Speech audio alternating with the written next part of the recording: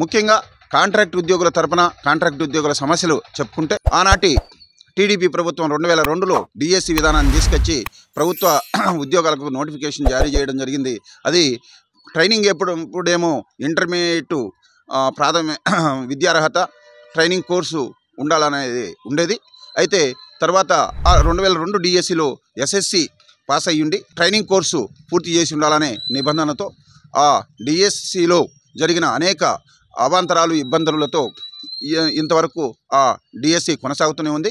one time మెజర్గా ఈరోజు ఈ ఉద్యోగాల భర్తీ కోసం ఏవైతే 2002 డిఎస్సిలో ఉన్నారో వాళ్ళందరినీ కూడా వెంటనే భర్తీ చేయడానికి ఒక పేపర్ ప్రకటన చేసి వారందరినీ భర్తీ రాష్ట్రంలో ఉన్న ఖాళీలన్నీ భర్తీ చేసేసి ఆ సమస్యకు శాశ్వత పరిష్కారంగా ముగింపు పలకాలని అదే 2002 డిఎస్సిలో డాక్టర్లు, స్టాఫ్ నర్సులు, ఏఎన్ఎంలు